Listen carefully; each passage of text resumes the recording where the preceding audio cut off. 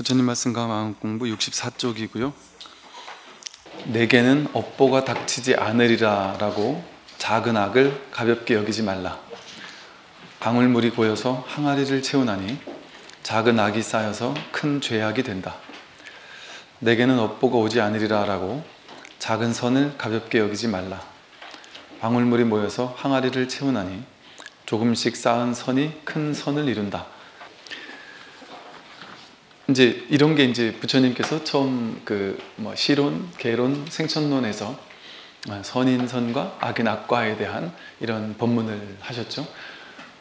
이 현상세계의 법칙은 선인 선과 악인 악과의 어떤 법칙에 놓여 있다는 것이죠.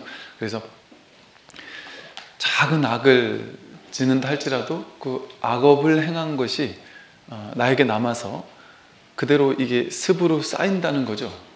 그래서 선을 행했든 악을 행했든 작은 것이라 할지라도 그것이 한 번 쌓이고 두 번 쌓이면 그게 이제 그 습관의 경향성이 된다는 거예요. 그래서 반복된 악행은 그게 경향성으로 굳어지기 때문에 그게 자기의 어떤 업이 되고 업장이 되고 업습이 되고 자기의 어떤 성격도 되고 그러겠죠. 그러면 그렇게 이제 경향성으로 굳어져 버리면 이게 이제 위험한 것이 뭐냐면 변화가 쉽지 않다는 거죠. 되게 익숙한 거죠. 이제 뭘 보자마자 나쁜 쪽으로 자동으로 생각하는 거예요. 부정적으로 자동으로 생각이 되는 게 그냥 전자동으로 내가 그러고 싶지 않아도 나는 그러고 싶지 않은데 내가 지금까지 살아오면서 쌓아왔던 삶의 경향성들이 그렇게 나를 몰아가는 거예요. 그러니까 뭐 이런 말을 하잖아요. 사람은 고쳐 쓰는 거 아니다. 뭐 이런 말 하는데 이게 이제 업을 얘기하는 거예요. 고쳐 쓸 수 있죠. 고쳐 쓸 수 있는데 이 업으로 이렇게 굳어지고 습관이 되고 이게 아예 업의 장애까지 이렇게 굳어지게 되면 그것을 바꾸는 게 좀처럼 쉽지는 않죠. 근데다가 그렇게 되면 본인 스스로 이제 그것을 옳다고 믿게 되고 그렇게 되면 어지간해서는 사람 성격 바꾸는 게 이게 쉽지가 않아요. 도둑질 하던 사람은 난 개가천선해서 이제 더 이상 안 한다 이래도 그래도 또 도둑질을 하게 되고 또 담배 피우는 사람은 담배를 딱 끊었어도 어지간해서는 완전히 끊기가 쉽지 않다 그러대요. 그러니까 오직했으면 담배 끊는 사람하고는 같이 사업을 하지 마라. 뭐 이럴 정도로 너무 독한 사람. 그건 진짜 아무나 할 수 없는 일이라는 거겠죠. 그러니까 한번 그렇게 습관이 이렇게 굳어지게 되면 그걸 바꾼다는 거는 아주 쉽지가 않습니다. 그러나 그걸 이제 바꾸려고 할 때, 내가 이제 굳어진 어떤 내 업의 경향성을 바꾸려고 할 때, 그걸 바꾸려고 막 애쓴다고 해서 바꿔지지가 않아요. 나도 모르게 습관적으로 툭툭 튀나오는 거다 보니까. 그래서 이제 그걸 바꾸려고 할 때, 바꾸려고 막 기를 쓰는 노력을 해가지고 바뀌는 게 아니고, 근데 이게 나쁜 성격이니까, 나쁜 업이니까 바꿔야지 하고, 너는 나쁜 놈이야 하고 규정한 다음에 너는 좋은 사람으로 변해야 돼 해서 바꾸려고 막 기를 쓰고 노력하는 행위를 통해 바꿀 수 있느냐? 그게 쉽지 않다. 쉽지 않다는 게 밝혀졌어요. 이제 우리 심리학이라는 게 저도 잘은 몰라요. 근데 대충 심리학이라는 게 아마 100년 이렇게 즈음 오지 않았나 싶어요. 근데 한 100년 동안 심리학이 오면서 그동안 심리학은 그랬다는 거예요. 사람들을 보니까 문제 있는 사람들이 많더라. 평균적이지 못한 사람들, 그런 사람을 이제 장애라고 이름을 붙여놓은 거예요. 강박장애, 무슨 장애 해서 장애가 점수가 높은 사람이 있고 낮은 사람이 있어요. 심한 사람이 있고 안 심한 사람이 있어요. 그래서 그동안의 심리학의 흐름이 지난 100년 동안 심리학의 흐름이 얘는 무슨 장애를 진단하는 방법을 개발해냈고 진단한 다음에 그 사람을 이제 정상으로 바꾸는 작업을 하는 걸 거 아니겠어요? 그러니까 이 사람들이 무슨 장애 딱 이름을 붙여놓은 다음에 이걸 바꾸는 방법들이 연구되는 역사가 심리학의 역사였어요. 그래서 인지치료니 행동치료니 생각을 바꿔가지고 그걸 바꿀 수 있다. 행동을 바꿔서 바꿀 수 있다. 다양한 이제 기법들, 그 사람의 업습을 변화시키는, 좋게 바꾸는, 나쁜 악업을 선업으로 이렇게 뒤바꾸는 이런 것들을 이제 지난 100년 동안 해왔단 말이에요. 근데 결론이 났습니다. 100년을 했는데 안 되더라. 안 된다. 그 답이 없다. 왜 안 되더라는 거냐면 100% 안 되는 건 아니에요. 되는 부분도 분명히 있어요. 되는 부분도 분명히 있어요. 그리고 요즘엔 또 워낙 심리학도 이렇게 다양하게 이렇게 발전을 해서 상당히 도움되는 것들이 분명히 있어요. 이걸 직면하게 만들어주기 때문에 이게 요즘에 나온 어떤 심리학의 어떤 그 변화들이 그런 것들이 좀 더 가깝게 해줘요. 근데 과거에 그게 문제라고 여기고 문제를 해결해야 된다라는 방식으로 했더니 잠깐 좋아지는 것 같았다는 거예요. 좋아지는 것 같았는데 그게 근원에서 해결되진 않더라. 그게 결국엔 나중에 쌓였다가 다시 터지더라. 잠깐 덮어놓은 것 정도밖에 되지 않더라. 그래서 근원적인 해결책이 안 되더라는 거죠. 그리고 오히려 역효과가 일어나는 경우도 있더라는 거예요. 넌 나쁜 놈이야. 넌 장애가 있어. 더구나 장애 지수가 높아.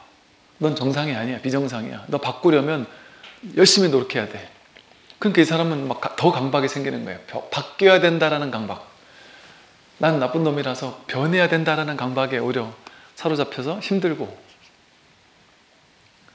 바뀌어야 돼라고 하는 마음 때문에 오히려 이게 막 더 반대편으로 폭발하거나 이러기도 하더라는 거죠. 그러면서 도대체 어떻게 해야 될까? 도대체 이게 심리학 아무리 똑똑하신 분들이 연구를 100년을 해도 답이 안 나오더라는 거예요. 바꿀 수 있는 방법이 없더라는 거예요. 바꾸려고 애쓰면 애쓸수록 오히려 더 안 바뀌어지는 아이러니가 튀어나오더라는 거죠. 그럼 뭐지? 이렇게 당황하고 있던 와중에 불교가 서양으로 전파가 된 거예요. 달라이라마, 틱나탄 스님, 또 우리 숭산 스님 같은 이런 분들을 통해서 불교가 이제 전례가 되면서 하버드 대학에서 심리 이런 쪽을 하는 교수님들이 불교에 대해서 엄청난 관심을 갖게 됩니다. 관심을 갖기 시작해요. 그러면서 이분들이 이거구나. 여기 답이 있구나. 우리가 그동안 풀지 못했던 답이 여기 있구나. 그러니까 불교는 처음 보는 방식이더라는 거예요. 이런 방식이 다 있지? 난생 처음 보는 방식인 거예요. 문제라고 규정하고 문제를 해결하는 게 그동안 사람들의 생각이었잖아요. 심리학의 방식이었는데 불교는 그 사람을 문제가 있다라고 낙인 찍거나 이러지 않더라는 거예요. 지관이잖아요. 불교의 수행이라고 하면은 중도인데 중도의 수행을 한마디로 말하라면 지관이라고 말하거든요. 멈출 지자, 생각, 판단, 분별, 규정 이런 것들을 멈추라는 거거든요. 너는 문제야. 이렇게 규정하는 걸 멈추라는 거예요. 나는 나쁜 놈이구나. 나는 능력이 없구나. 나는 부족하구나. 나는 문제가 많구나. 이런 규정을 멈추라는 거예요. 그것도 판단, 분별이잖아요. 그 판단, 분별을 진단하지 말라는 거예요. 불교는. 지금까지 진단 방법을 엄청나게 발전해 왔잖아요. 저희도 이제 제가 군에 있을 때 심리학을 공부를 많이 했어요. 왜냐면 군에서는 장병들 중에 막 스트레스 받고 막 괴로워하고 너무 힘들어하는 장병들이 많잖아요. 요즘 말로 사랑이 필요한 병사들, 옛날 말로는 관심사병 이렇게 많이 있단 말이에요. 근데 그 친구들을 누군가 케어를 해야 되니까 이게 종교인분들, 목사, 신부, 스님들이 좀 케어해 주셔야 안 되겠나. 근데 그거를 종교적인 방식으로 이렇게 케어는 절이나 교회에서는 하겠지만 그냥 보편적인 방식으로, 가장 대중적인 방식으로 장병들을 정상으로 돌려놔라 이거죠. 그걸 이제 우리 군종장교들에게 하라고 하다 보니까 그 종교적인 방식으로 하면 이게 표준화가 되지 않잖아요. 그러니까 심리학의 방식으로 심리 치유, 심리 상담을 통해서 바꾸라는 거죠. 그래서 이제 목사님, 신부님, 우리들이 모여가지고 심리 관련된 자격증 따로 많이 다녔어요. 안 배우는 게 없어요. 이것저것 그때 유명했던 막 온갖 자격증 다 땄고, 그러다 보니까 이제 심리학에 대해서 재미나게 이렇게 좀 공부를 하게 됐죠. 근데 이 심리학에서 충격을 받았던 게 뭐냐면 저도 이제 해보니까 이게 한 10분, 20분 이렇게 다양한 검사를 해요. 검사지가 엄청 많잖아요. 검사하면 요즘 MBTI 하듯이 뭐 검사하면 뭐 탁탁탁 나와요. 너는 뭐다, 너는 뭐다, 뭐가 부족하다, 뭐가 좋다. 이런 유형의 사람은 이렇게 해야 되고 저렇게 해야 되고 뭐 온갖 직장은 어떤 걸 하는 게 좋고 뭐 별의별 다양한 것들이 있어서 상당히 도움이 돼요. 도움을 많이 받았고 되게 모든 학문들은 다 도움이 돼요. 그리고 우리 불교에서는 세간법, 출세간법이라고 해서 세간에도 법이라고 이름을 붙여요. 세간법이라고 해서 무조건 다 잘못됐다 이렇게 얘기하는 게 아니에요. 세간법의 영역에서는 세간법을 공부해야 되는 거예요. 그런데 이제 출세간법의 영역으로 들어와서는 그때는 이제 출리심이라 해가지고 이 세간에서 벗어나겠다라는 마음, 그걸 가져야 되니까 그런 사람들에게 한정해서 이제 세간을 내려놔라 이렇게 방편을 쓰는 것 뿐이지, 그래야 출세간에 내가 매진할 수 있으니까 세간법을 무시하는 건 아니에요. 그래서 많은 도움들이 돼요. 저도 이제 해본 것 중에 이제 예를 들어 이런 것들은 나름 도움이 되는 것 같았어요. 뭐였냐면요, 어느 이제 목사님 신부님 이제 같이 갔는데 거기서는 저거를 하더라고요. 이렇게 심리 이렇게 뭐 하는데 그 뭐라 해야죠, 이렇게 역학을 해가지고 내가 어릴 때 뭐 부모님 때 상처를 엄청 받았어요. 그럼 이제 그 얘기를 딱 들어본 다음에 이제 내가 부모님이 되고 옆에 있는 그 선생님이 이제 내가 되는 거죠. 그래서 내가 할 법한 얘기를 막 하면 내가 거꾸로 부모님 입장이 돼가지고 네가 잘못했잖아 하면서 막 얘기를 하는데, 신기한 게 어떤 종교인분께서 그 하시는 옆에 지켜만 봐도 신기하더라고요. 당신은 부모님에 대한 엄청난 분노가 있어서 그 부모님이 나에게 했던 그 분노 때문에 엄청 상처를 받았잖아요. 근데 이제 본인이 거꾸로 부모가 돼가지고 자식한테 막 네가 잘못했다고 막 써붙이는데 본인이 이 사람이니까 자기가 더 잘 알잖아요, 얘가 잘못한 걸.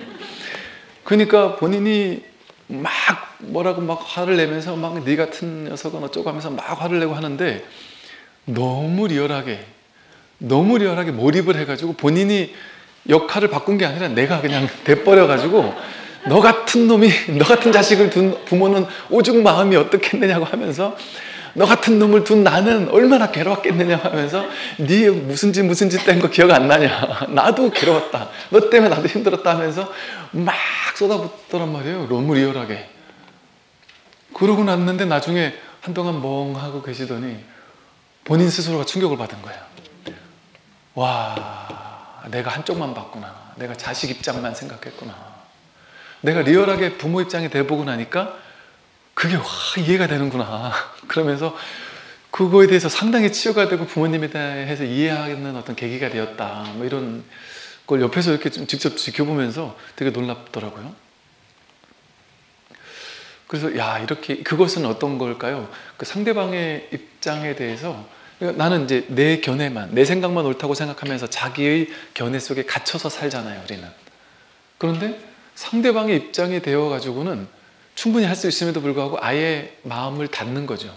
그 사람 입장이 돼보고 싶지 않은 거예요. 부부간에 갈등이 있다, 역할을 탁 바꿔버리면 신기하게 보살님이 남편 입장을 기가 막히게 대변하면서 이렇게 할 거란 말이죠. 그렇게 한 번쯤 상대방이 되어서 이렇게 역할을 해보는 것이 되게 이렇게 이거 참 되게 뭐랄까, 상대방을 이해하고 내 견해만 주장하지 않을 수 있고 마음을 열 수 있는 좋은 어떤 계기가 되겠다, 이제 이런 식의 것들을 보면서 저도 나름 되게 도움도 받고, 이런 것들이 진짜 이것이 어찌 보면 그 옛날에 이제 불교 수련대회 많이 가잖아요, 우리. 옛날에 수련대 같은 게 많았어요. 내지는 불교에서도 보면 이제 수련회 같은 게 많았어요. 뭐 템플스테이 이런 것도 있지만, 근데 그 템플스테이에 있는 다양한 그 이제 기법 같은 것들이 있어요. 수행이라고 해서 요즘에는 연불하고 독경하고 절만시키고 그러지 않아요, 템플스테이 같은 데서. 이 심리 치유의 방식 같은 것들을 상당히 도입을 해서 스스로 이렇게 문제 있던 것들을 이렇게 직접 만나게 해주고, 이런 것들을 불교에서도 많이 해요. 이제 이게 서로가 이제 좀 부족한 부분들을 메워주고 하면서 하는 거겠죠. 이것도 우리 부처님 말씀하신 시론, 개론, 생천론 수준의 이 현실 세계, 이 현실 세계의 수준에서는 우리를 상당히 많이 이렇게 열리게 만들고 우리를 조금 더 좀 이렇게 깨어 있는 마음으로 지켜보게 만들고 그럴 수 있는 아주 좋은 효과가 있는 것 같아요. 그래서 그랬는데 어쨌든 이것이 답이 없었는데 불교를 만나가지고 이 스님들의 설법을 들어보니까 이 뭘 문제라고 낙인 찍는 것 자체를 일단 거부하더라는 거예요. 왜 사람을 그렇게 옳다 그르다로 둘로 나눠 놓느냐? 옳은 사람, 틀린 사람, 잘난 사람, 못난 사람, 그걸 왜 이렇게 나눠 놓느냐? 구분하느냐? 그렇게 분별해가지고 그거를 변화시키려고 막 기를 쓰고 노력한다? 그걸 하지 않더라는 거예요. 불교 수행법에서는 불교 수행법이 이제 중도인데 중도를 현실 속에 구현하는 게 팔정도거든요. 근데 그 팔정도를 억지로 갈고 닦는 게 아니라 지관, 멈추고 보기만 하면, 있는 그대로 보기만 하면, 정견, 보기만 하면 그냥 해결된다는 게 사념처거든요. 그 있는 그대로 통찰하기만 하면 된다는 거예요. 해결하려고 애쓰는 게 아니라는 거예요. 본인은 어떻게 해결해야 되는지도 사실은 몰라요. 어떻게 해결해야 되는지 모를 뿐. 그러니까 좋은 걸 취하고 싶은 집착도 해결해야 되고 싫은 거를 거부하고 싶은 것도 해결해야 되고 이 문제를 현대에서는 진단을 하고 나야 그 진단에 대해서 해결한다고 생각하잖아요. 근데 불교에서는 뭐라 그러냐면 여러분 사념처에서 법념처 마지막 신수, 신법 하는데 법념처를 보면 이게 뭐냐면요. 나와 세상 일체 모든 존재, 모든 것들, 모든 존재 이게 법이거든요. 생겨나고 사라지는 모든 것들, 즉 나와 세계를 포함한 전부를 법이라고 해요. 존재라고 해요. 근데 이 있는 그대로의 인연 따라 생겨난 모든 것들, 이것을 법념처, 법을 있는 그대로를 그냥 있는 그대로 보라는 거예요. 첫 번째 자리에서 첫 번째 자리라는 건 내 생각과 해석으로 재해석하지 말고 덧칠하지 말고 분별하고 생각하고 판단하지 말고 그냥 보라는 거예요. 그런데 이 법념처에서 오개도 그냥 보고 칠각지도 그냥 보고 이러거든요. 오개라는 거는 우리 탐진치 삼독의 확장판 같은데 이제 우리 마음을 뒤덮는 오염된 마음들이에요.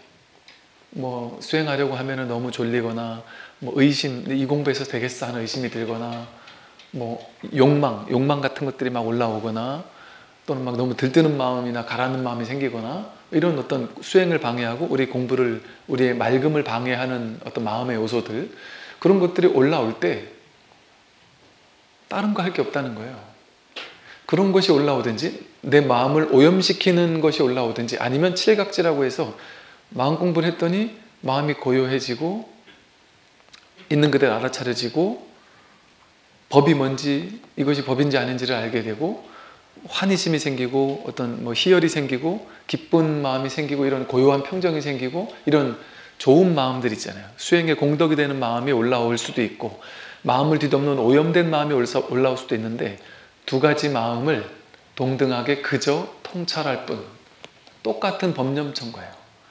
안 좋은 마음을 내가 안 좋은 마음이니까 바꿔야 돼 이렇게 하는 게 아니라는 거예요.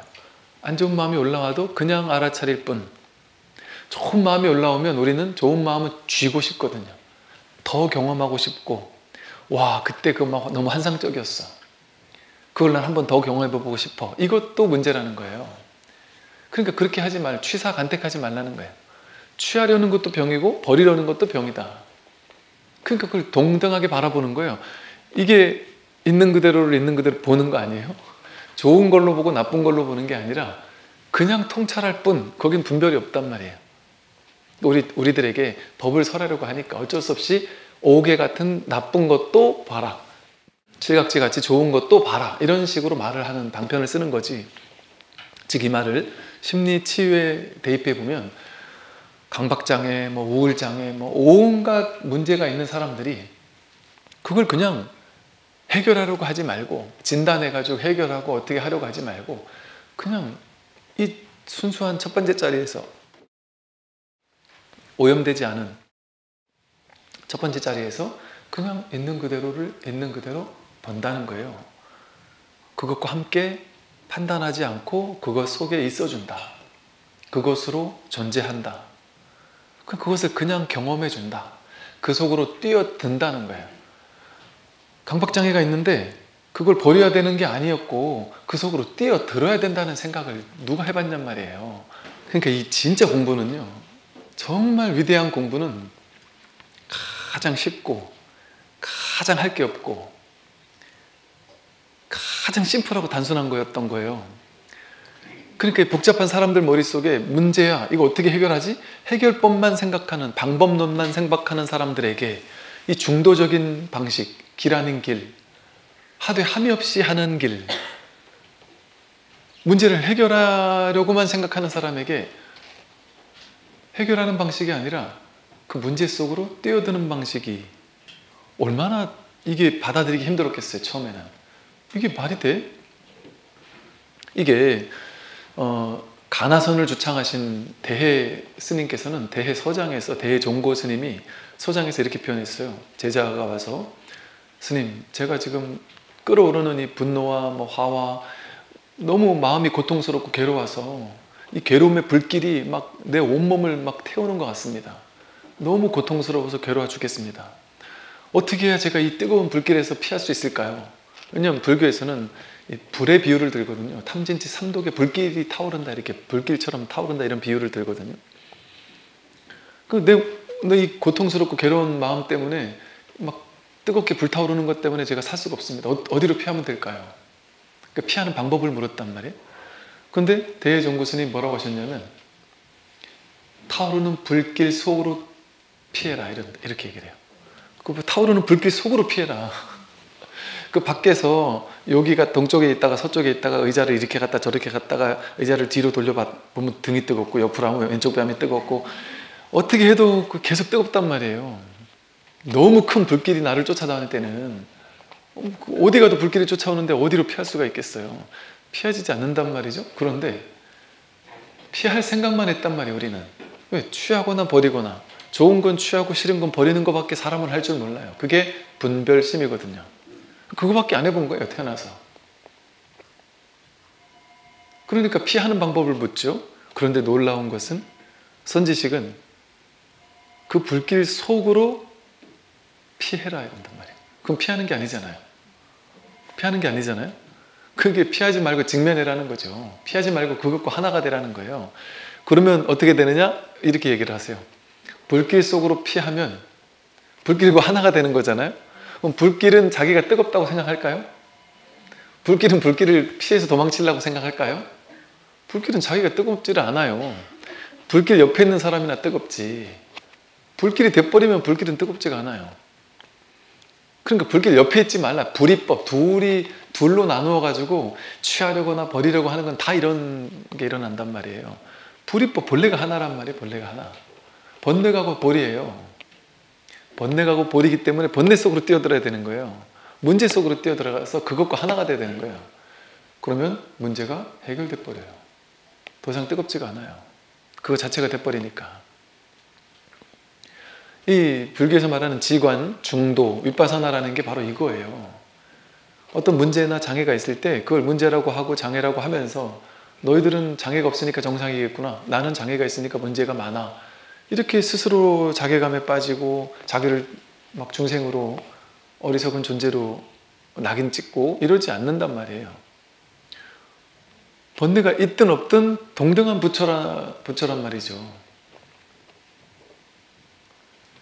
번뇌에 시달리는 사람이나 수행을 열심히 해가지고 막 환희심에 막 젖어서 막 기뻐서 환희심에 막 기뻐하는 사람이나 다를 게 없단 말이에요. 똑같은 부처예요. 이 사람은 번뇌에 사로잡혀 있는 거고 이 사람은 환희심에 사로잡혀 있는 거지. 그거를 부처님은 놀랍게도, 넌 수행해가지고 칠각지를 얻었으니까 넌 대단하다, 훌륭하다, 너는 오개가 너를 집어삼키고 있으니까 너는 아직 수행 멀었다, 이렇게 하는 게 아니라, 오개가 나를 집어삼켜도 있는 그대로 통찰하고, 칠각지가 막 일어나더라도 그걸 가지고 막 내가 공부가 잘 됐다, 나는 공부 잘하는 사람이다, 나는 공부해가지고 이런 것까지 체험해봤다, 이런 상에 취하고 있다면 그 사람은 법상에 도취돼가지고 그것도 문제가 된단 말이에요. 그것도. 우린 그런 생각 안 해보죠. 나쁜 거를 피하는 거는 수행 잘하는 건데 좋은 거에 집착하는 건 문제라고 생각 안 해요. 좋은 거에 집착하는 건. 좋은 거에 집착하는 게 문제입니다. 이 공부를 하다가 쑥 내려가는 체험을 했다. 그 체험에 집착하기 때문에 문제가 돼요. 그런데 막 너무 놀라운 체험을 했단 말이에요. 한 번도 태어나서 경험해보지 못한 체험을 했으니까 거기에 집착을 해요. 그런 사람에게 칠각지를 있는 그대로 통찰하라는 게 사념처가 그래서 하는 거거든요. 그런 체험도 놔버려라는 거예요. 그냥 볼 뿐이지. 그 체험, 그 깨달음 아니라는 거예요. 그래서 여러분 그런 마음 있잖아요. 내 옆에 있는 도반 보니까 뭐 5만 가지 체험을 다 해요. 뭐 어떤 사람은요, 진짜 체험 많이 하는 사람은요, 그냥 우리 학생들 수련회 시켜도 그런다니까요. 제가 체험을 시켜줘가지고 이 친구들에게 감동을 주고 싶다 이러면 약간 의도를 가지고 그렇게 해요. 그런데 그게 만들어집니다. 제가 분위기부터 그렇게 딱 잡고 시작을 하잖아요. 약간 방편으로 좀 뭔가 감동을 주고 싶다 이럴 때 아예 애초에 분위기를 잡고 시작해요. 그냥 아예 이게 딱 집중해봐라. 뭔가 이게 놀라운 체험을 할 수 있다. 이렇게 막 꼬셔요. 가스라이팅을 한단 말이죠. 그래가지고 이제 막 유도를 하면서 이제 마음을 고요하게 하고, 염불이든 진원이든 그냥 딴 생각, 잡생각 일어나지 않게 젊은 애들 막 힘 있잖아. 힘인데 막 큰 소리로 온만이 반면만 하라고 하든지, 막 관세음보살만 하라고 하든지, 뭔가 막 그냥 옴 하면서 배에 힘주고 옴 아후 하면서 이런 것도 하고 뭐 이렇게 하면은 그냥 갑자기 몰입이 돼요. 그런데다가 막 한 50명, 100명이 한꺼번에 한 공간 안에서 막 다 같이 큰 소리로 막 몰입을 하잖아요. 그러면 다 같이 하면 이게 더 힘이 있어요. 그럼 막 몰입이 돼버려요. 그러면 한 시간 그러고 나서 딱 앉아서 동그랗게 앉아서 얘기를 하면 반 이상이 한 70% 이상이 막 놀라운 체험을 하고, 막 어떤 사람은 뛰쳐나가서 토하고, 뭐 하늘을 붕 떴다래고, 누구 소리를 들었다래고, 막 별의별 5만 가지 체험이 다 얘기한단 말이에요. 근데 그 얘기할 때 한 30%는 시무룩해가지고 기가 푹 죽어가지고, 어떤 사람은 2박 3일, 3박 4일을 했는데도 남들은 2박 3일 동안 온갖 체험 다 했는데 본인은 처음부터 끝까지 한결같이 아무런 체험이 없는 그런 사람은 기가 푹 죽어 있단 말이에요. 인상 푹 쓰고. 나는 수행 불구장가 보다. 나는 수행을 해도 안 되는가 보다. 난 아무런 변화가 없다. 거의 그러지 않습니까? 남들 수행했다라는 체험 이야기 들으면 막 부럽고 대단해 보이고 막 나도 저러고 싶은데 이렇게 느껴지잖아요. 그것도 병이라니까요. 그것도 거기 쥐고 있으면 그것도 병이라니까요. 그건 그냥 칠각지를 관해야 될 대상일 뿐이에요. 사념처라는 게 뭐예요? 사띠, 알아차릴 대상이라는 거예요. 그냥 그것을. 그게 법이 아니라는 거예요. 그래서 있는 그대로를 통찰하게 되면, 좋은 경계든 나쁜 경계든 그걸 통찰하기만 하면, 바라보기만 하면, 그게 좋은 것도 왔다 가는 거구나. 영원한 게 아니구나. 진짜 법이 아니구나. 왔다 가는 걸 어떻게 법이라고 할 수 있어요? 진짜라고 할 수 있어요? 왔다 가는 인연 따라 오고 가는 허망한 거죠. 인연 가합이잖아요. 그러니까 재행무상이구나. 좋은 느낌도 무상이고 나쁜 느낌도 무상이구나. 무상한데 집착할 필요가 없구나. 무상하게 왔다 가는 걸 어떻게 나라고 할 수 있냐. 좋은 게 왔다 가면 나는 좋은 사람입니까? 그냥 왔다 간 거지. 좋은 게. 나쁜 게 왔다 가면 나는 나쁜 사람이 아니라 그냥 인연 따라 왔다 간 거지. 내가 그게 아니잖아요. 그러니까 무상무화를 깨닫는단 말이에요. 재행무상 재법무화를 깨닫는단 말이죠. 거기서 통찰하게 된단 말이에요. 무상과 무화를 통찰하게 되면 내가 아닌데, 무상하게 변해가고 내가 아닌데 그걸 나라고 쥐지 않죠. 아집을 가지고 내 거라고 쥐지 않죠. 좋은 것도 쥐지 않고 싫은 것도 쥐지 않으니까 취사간택하지 않아요. 그러니까 괴로움이 있습니까? 무상무화를 깨달아서 쥐지 않으면 괴로울 게 없어요. 일치계고가 사라져서 열반 적정이 된단 말이에요. 그러니까 무상무화이기 때문에 그걸 모르는 어리석은 사람은 일체 계고인 거예요. 중생들한테는. 그렇게 세 가지가 삼법인인 거예요. 근데 이걸 통찰하고 나면 일체 계고가 열반적정으로 변한단 말이에요. 이 법을 통찰하게 된다는 거죠. 있는 그대로 보는 걸 통해서. 그러니까 왜 보라고 하겠어요? 정견, 있는 그대로 봐라. 그게 중도거든요. 간단한 거예요. 중도. 있는 그대로 봐라. 우린 지금까지 있는 그대로를 자기식대로 왜곡하고 판단하고 해석하고 비교해서만 봤기 때문에 있는 그대로 보는 이 단순한 게 안 되는 거예요. 그러니까 있는 그대로 보면, 정견하면 좋은 것도 없고 나쁜 것도 없죠. 그냥 볼 뿐이지. 좋은 경계도 없고 나쁜 경계도 없어요. 그냥 볼 뿐이지. 좋은 사람도 없고 나쁜 사람도 없어요. 나는 좋은 사람도 아니고 나쁜 사람도 아니에요. 그냥 보고 있을 뿐이에요. 모든 전체를, 법이 뭐가 법이에요? 이 몸도 법이고 세계도 법이고 전부 법이에요. 그래서 그걸 좀 구체적으로 사념초에서 오온을 관해라, 12처 18개를 관해라 이래요. 온 몸을 관하고 있는 그대로 몸을 그냥 있는 그대로 보는 대상이에요. 얘도 보이지요? 대상이니까 보이잖아요. 얘도 보이잖아요. 보는 대상 아니에요, 이거? 이 몸이 이렇게 보이잖아요. 이게 납니까? 이거 주관입니까? 이 몸? 내가 이렇게 보고 있잖아요. 내가 몸의 감각을 느낄 수 있잖아요. 느끼는 놈이 나지 느껴지는 것이 나겠어요? 느껴지는 거는 왔다 가잖아요. 10대 때 느껴지는 감각 사라졌잖아요. 감각이 계속 왔다 가잖아요. 느낌도 왔다 가고 생각도 왔다 가고 몸도 왔다 갔잖아요. 10대 때 몸 왔다가 가버렸잖아요. 하나도 찾을 수 없잖아요. 근데 10대 때도 그 몸을, 그 젊고 뽀송뽀송하던 몸을 보고 있던 내가 있었고, 지금도 내가 이거 보는 놈은 있단 말이에요. 보는 놈은. 그거는 다른 놈일까요? 눈동자가 보는 것 같으면 눈동자도 왔다 갔는데요. 그러면 10대 때 그 보던 놈하고 지금 보는 눈하고 다르죠. 그때 때는 젊은 눈동자였고 지금은 노안이온 눈동자인데, 그 눈동자가 보는 게 아니잖아요. 그죠? 그 보는 놈은 왔다 가지 않는단 말이에요. 몸도 왔다 가고 느낀 감정, 생각, 의지, 오온이 다 왔다 가도. 그래서 이거를 오온이 왔다 가는구나 뭐 이렇게 해석하라는 게 아니에요. 그럼 몸과 마음을 그냥 바라보면 무상부 무아를 통찰하게 되는 거예요. 저절로. 18개 마찬가지예요. 내 눈과 눈에서 보이는 경계, 색경과 이것이 접촉할 때 이 촉을 통해서 일어나는 인식. 이거 하얀색 컵이구나. 이런 분별인식. 내 안에서 이걸 보자마자 일어나는 분별의식. 좋다거나 나쁘다는 분별심. 이거 있는 그대로 그냥 볼 뿐이란 말이에요. 볼 뿐. 이게 공부예요. 이 볼 뿐인 이 자리는 분별의 자리가 아니잖아요. 분별해서 보는 게 아니잖아요.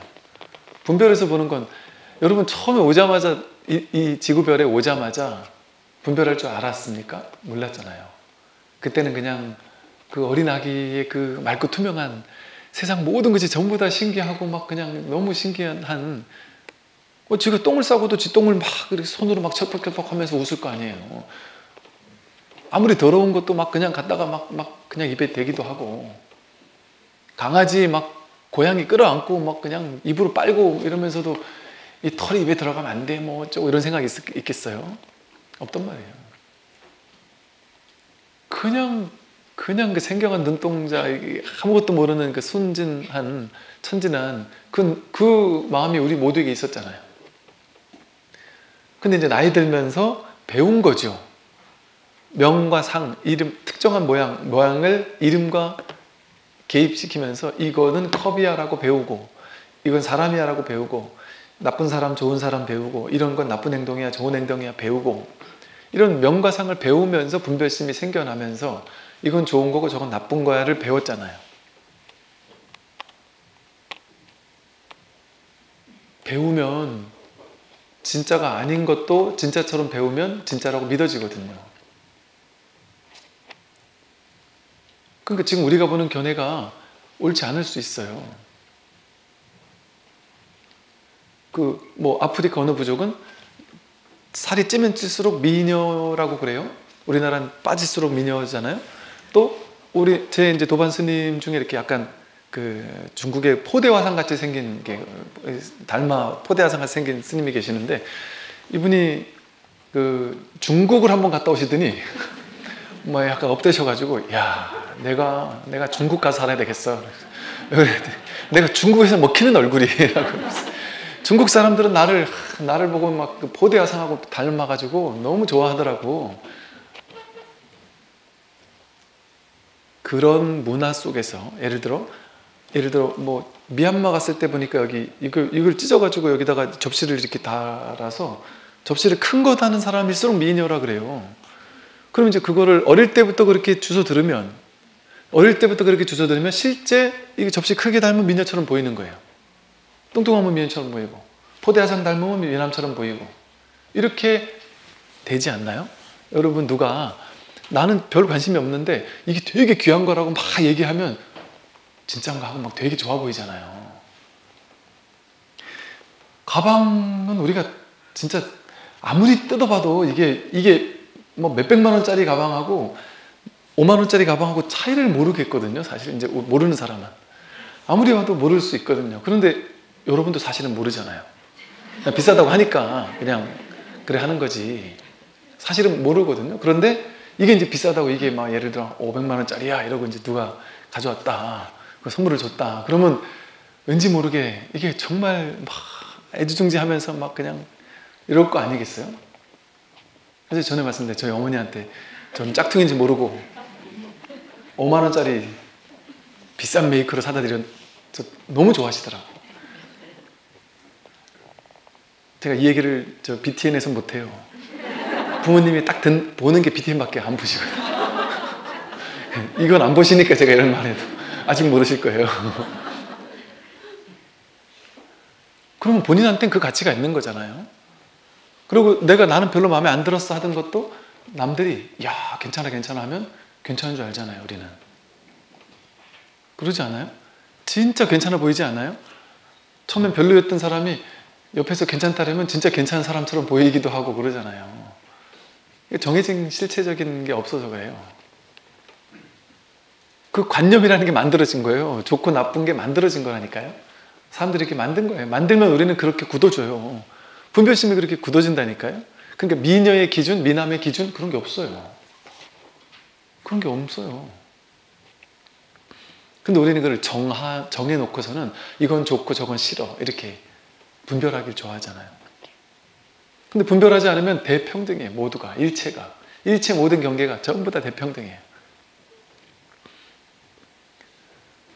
본래 세상은 대평등의 세상인 거예요. 좋고 나쁜 게 없는 거예요. 잘난 사람 못난 사람이 없단 말이죠. 완전히 모두가 부처란 말이죠.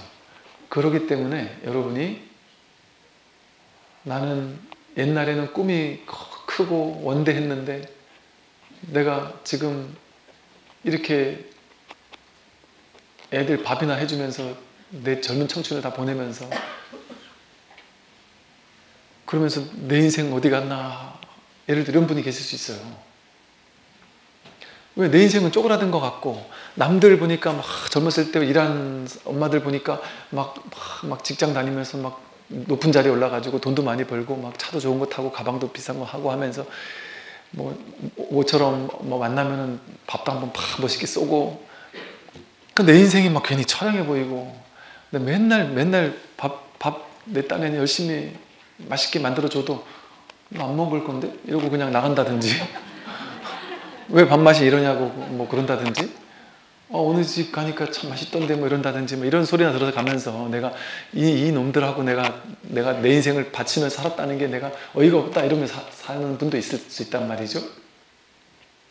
그런데 이 법에서는 그거는 현상세계가 그런 거예요. 현상세계에서는 그 보살님은 직장에서 엄청난 일을 하는 사람이고, 나는 맨날 만나는 이 남편하고 자식 얘네만 바라보면서 평생을 산 것 같은 무기력한 사람인 것처럼 보이는 게 자기 생각이잖아요. 진실은 그렇지 않아요. 출세간의 진실은 동등하다니까요.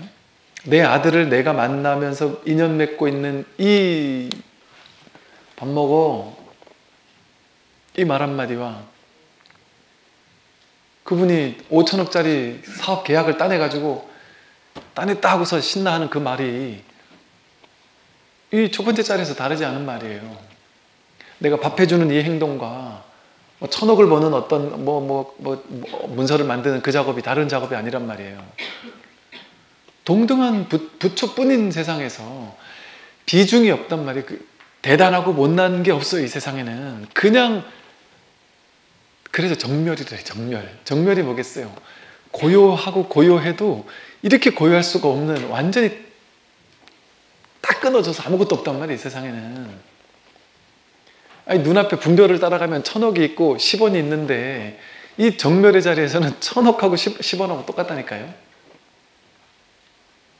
그게 다 이 공에서 드러난 인연이잖아요. 인연. 공안 가운데 드러난 인연이에요. 근데 자기 분별은 그렇게 생각 안 해요. 평생을 그냥 어떤 예를 들어 장애가 있는 애 하나를 입양해가지고 그 아이를 위해서 평생을 내가 그 아이 뒷바라지만 하고 살았다. 그러다가 내가 문득 깨달았다. 그러다 죽었어요. 이 사람은 이 전 인류를 살려낸 사람입니다. 그런데 어릴 때부터 계속 승승장구하면서 어마어마한 대기업에서 세상을 바꿀 만한 엄청난 발견 막을 하고 일론 머스크처럼 온갖 것들 막 정말 개발하고 하면서 세상을 몇 번을 막 뒤바꿨다. 그러다가 죽었다.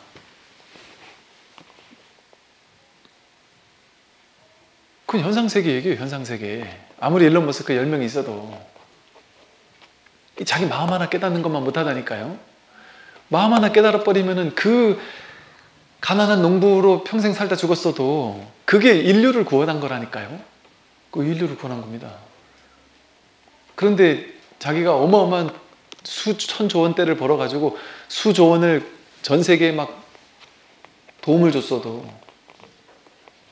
후원을 하고 돕기를 했어도 그거는 세간법이에요. 세간법. 세간법에서는 훌륭한 사람이죠.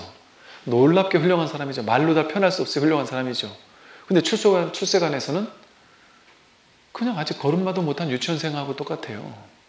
이 출세관에는 아주 무지몽매한 거예요. 하나도 이룬 게 없는 거예요. 하나도 이룬 게 없는 것이다. 왜 그럴까요? 본래 정멸인 가운데 이루는 게 없어요. 여기는 이루는 게 없어요. 인연 따라 인연이 생겨나고 사라지는 것 뿐이지. 그거는 인연 가합이거든요. 인연을 잘 조합시켜가지고 사람들을 잘 조합시켜서 수천억을 만드는 기업을 만들었어도 그 인연이 생겨나고 인연이 사라진 그거 다예요. 그 가치가 없어요. 출세관에서는 가치가 없다는 게 세간의 가치가 없다는 게 아닙니다. 정멸 속에서 바다에서 드러난 파도예요. 그게 똑같이. 그런데 파도가 거대한 막 집채만한 파도가 이렇게 쳤어도 집채만한 파도를 자기가 내가 이 파도예요. 어마어마한 파도를 해서 주변 사람들 막 다 집어삼켰어도 자기가 바다인지 모르면 무슨 의미가 있겠어요. 그래봐야 지가 파도인데, 집채만한 파도여도 파도고 요만한 1cm짜리 파도여도 파도인데, 근데 1cm짜리 파도였어도 자기가 바다인 줄 알면 얘가 파도입니까? 전 바다 전체지. 이건 전체 바다로 깨어난 존재인 거예요. 그렇기 때문에 현실이 거창하고 현실이 대단하고 막 이래야 되는 게 아니에요. 그냥 그건 인연 따라 어찌 대단한 일을 해야 되는 역할이 주어져요. 내가 하는 게 아니에요. 법계에서 주어져요. 어찌 보면 이거는 주어지지 않나요? 신기하게 내가 해야 될 일이 내가 찾아 나선다고 되는 게 아니잖아요.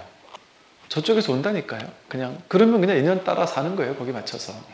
언제까지? 인연이 계속 될 때까지. 그러다 인연이 떠나가. 근데 이게 다 인연인 줄 아니까 지금 왔다고 해서 거기 막 신나하고 막 어깨 힘들어 그러지 않는단 말이에요. 이게 다 인연인 줄 아니까. 이거 언제든 사라질 것 뻔히 아니까. 이거 대단할 게 전혀 없는 거예요. 그냥 인연 따라 주어진 거 그냥 할 뿐이죠.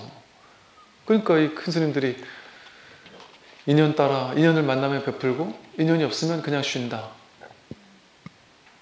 그밖에 할 게 없는 거예요. 어떤 인연도 그냥 감당하는 거예요. 그러니까 사실은 동등한 인연이죠. 똑같은 모든 인연이 동등한 인연이에요. 내가 한 명을 데려다 놓고 그 한 명을 일깨우게 깨닫게 해주는 것과 수만 명을 에게 강의를 해가지고 수만 명, 수백 명을 깨어나게 하는 것과 다르지 않아요. 하나가 전체고 전체가 하나거든요. 부처님 한 분, 고타마 시다르타라는 부처님 한 분이 2500년 전에 딱 깨어났는데 당신은 그 한 명이었잖아요.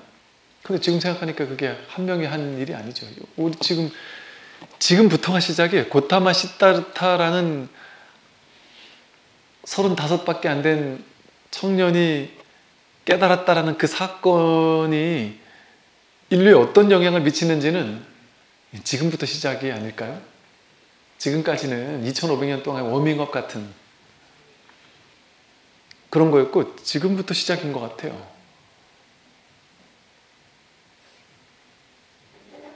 지금은 이 법이 전 세계적으로 막 이 언론이니 이런 걸 통해서 막 급격하게 빠른 속도로 전해지기 때문에 이제는 왜 이런 말을 하냐면요. 이제는 누구나 유튜브가 됐든 TV가 됐든 언론이 됐든 요즘에 뭐 챗 GPT라 해가지고 가장 훌륭한 예를 들어 이럴까 뭐 가장 훌륭한 강의가 뭐냐 이런 거 다 찾아줄걸요 아마 나중에 내가 찾을 것도 없이 자기 안목 가지고 못 봐도 누가 사줬을 수도 있단 말이죠. 그런데 우리 먹탁소리 홈페이지에다가 누가 챗 GPT가 이게 검색 엔진 같은 이런 건데 이렇게 글을 쓰면 그거를 이렇게 다 찾아준대요. 근데 이게 막 기가 막히대요. 예를 들어 뭐 무슨 소설을 써줘 이러면 소설을 막 몇 분이면 소설 한 편이 나오고 책 한 권이 나오고 이런다는 거죠. 그 누가 깨달음이 뭐니 하고 물어보니까 깨달음에 대해서 쫙 써놓은 게 아주 고승의 본문같이 썼더라는 거죠. 이렇게 이제는 완전히 열린 세상이 돼버렸단 말이에요. 그러니까 옛날에는 어땠냐면요. 옛날에는 사기치기가 너무 쉬웠던 게 사기꾼 그 사이비 종교 교주가 사람들을 무지몽매한 사람들을 붙잡아 놓고 너 나 아니면 너 큰일 난다. 너 인생 완전 끝장난다. 나에게 헌신해야만 너는 살 수가 있다. 안 그러면 너는 죽는다. 나만이 너를 이끌 수 있다. 세상 전부 다 아무것도 아니다. 내가 너의 스승이다. 넌 나를 스승으로 삼아야지 너 집안이 우환이 없고 좋아진다. 조금 아주 악질인 사람은 이렇게까지 말하죠. 그렇게 해서 말 안 듣잖아요. 그럼 협박하는 거예요. 알아서 해라. 너 나에게서 벗어나면 너 집안에 큰 우환이 있다. 생명이 단축될 수도 있고 집안에 누군가가 큰 사고가 날 수도 있다. 이렇게 안 할 것 같죠? 이렇게 한 사람 너무 많습니다. 저는 그런 상담을 너무 많이 받아가지고 제가 막 분노를 너무 분노를 한 정도 이런 사람이 있단 말이야? 그것 때문에 너무 분노를 하고 또한 그런 말도 안 되는 소리에 넘어갔다라는 게 너무 신기한 거예요. 근데 이제 제가 거기 어떻게 넘어갈 수가 있죠? 하고 이제 막 이렇게 설명을 하면 나중에 본인 스스로가 충격을 받아요. 스님 말 듣고 보니까 진짜 말도 안 되는 소리였네요. 근데 그때 왜 진짜 같았죠? 진짜 같다니까요, 여러분. 여러분 이렇게 산신령 같이 하고 이렇게 갑자기 나타나서 뭐 이렇게 다 훤히 보는 것처럼 하면서 당신 단명한다. 이래 보세요. 그거 얼마나 무서울 거예요. 단명한다는데, 내일 모레 죽는다는데, 지금 어떻게 하면 될까요? 바로 나오죠. 그럼 뭐 한 3천만 원, 5천만 원 가져와라 그러면 그게 문제겠어요. 지금 내가 죽지 않아야 되는데. 그러면서 사기를 치면서 이렇게 바깥으로 못 나가게 한단 말이에요. 왜 바깥으로 나가면 세상과 어울리면 세상의 정보를 들으면 내가 사입인지 알게 되잖아요. 그러니까 폐쇄적인 집단은 바깥으로 못 나가게 하고 막아요. 딴 사람을 못 만나게 해요. 스승은 나밖에 없다 이래가지고. 열리지를 못해 폐쇄적이에요. 그러니까 공동체를 이루어요. 산골짜기 같은 곳에서 우리끼리만 사는 거예요. 그래서 강제 노동, 요즘 말로 하면은 노동 착취를 하는 거죠. 그럼 자발적으로 갔으니까 그러고서 10년, 20년, 30년 한평생을 그러고 살다 죽는 사람들이 얼마나 많았을까 옛날에. 지금도 많이 있을 것이고 상당히 많았다니까요. 근데 그게 발각이 나지 않는 시대였어요. 지금까지의 시대는. 근데 지금은 그게 들통나기가 너무 쉬운 시대로 바뀌었죠. 그래서 지금 실제 그런 데가 많이 무너지고 있고 그런 곳에서 많이 충격을 받아서 뛰쳐나온 사람들이 많아져요. 왜냐하면 스마트폰 없는 사람은 없잖아요. 요즘에는. 아무리 사회비종교 집단에도 이제는 처음엔 막았을지 몰라도 이제 못 막잖아요. 스마트폰 없는 사람이 없어요. 스마트폰이 있고 나면 유튜브가 됐든 뭐가 됐든 다 볼 수 있어요. 다 볼 수 있게 되면 어떤 일이 벌어지냐면 이 종교 얘기하는 사람, 저 종교 얘기하는 사람, 이 철학을 얘기하는 사람, 저 철학을 얘기하는 사람, 이런 방식으로 얘기하는 사람, 저런 방식으로 얘기하는 사람 모든 얘기를 다 들을 수 있어요. 이제는 쉽게 말해 목사님들끼리 경쟁, 스님들끼리 경쟁, 철학자들끼리 경쟁 그게 아니에요. 무한 경쟁이에요. 이 세상 모든 존재와 경쟁이에요. 쉽게 말해. 왜냐면 여러분 강의 들을 때 이런 얘기를 해요. 교회 다니는 사람, 성당 다니는 사람이 스님 법문 듣는다 이거는 일도 아니에요. 이분들 얘기를 들어보면 나는 어떻게 듣게 됐어요. 그러면은 옛날에 듣다가 어떤 철학자 얘기 듣다가 어떤 인문학 강의 듣다가 어떤 목사님 얘기 듣다가 또 어떤 무슨 양자 물리학 교수 강의 듣다가 온갖 것들 듣다가 막 그렇게 많이 듣다 보니까 어때요? 눈이 훤히 비교가 되잖아요. 이제 비교가 너무 되잖아요. 그러니까 아닌 게 환히 보이잖아요. 이제 아닌 게 너무 확 드러나잖아요. 시대가. 근데 이게 이런 열리는 시대의 초입이거든요. 지금이. 그러니까 이제 사람들이 얼마나 많이 깨어나겠어요. 얼마나 많이 안목이 밝아지겠어요. 그러면 이제 사기치는 사람이 안 보이겠습니까? 여러분 눈에 안 보이겠습니까? 100% 보이죠. 그 수법이 훤히 보인단 말이에요. 그러면 이제 나만 할 수가 없는 시대가 돼버려요. 이제 앞으로 시대는. 더욱더 그렇게 돼버려요. 그래서 그런 것에 이렇게 막 사로잡혀 있던 그런 조직들이 다 무너지잖아요, 요새는. 피디수첩 같은데 막 온갖 이상한 단체들 다 발각되잖아요, 지금 이제. 알거든요, 이제 사람들이. 본인 스스로 안단 말이에요.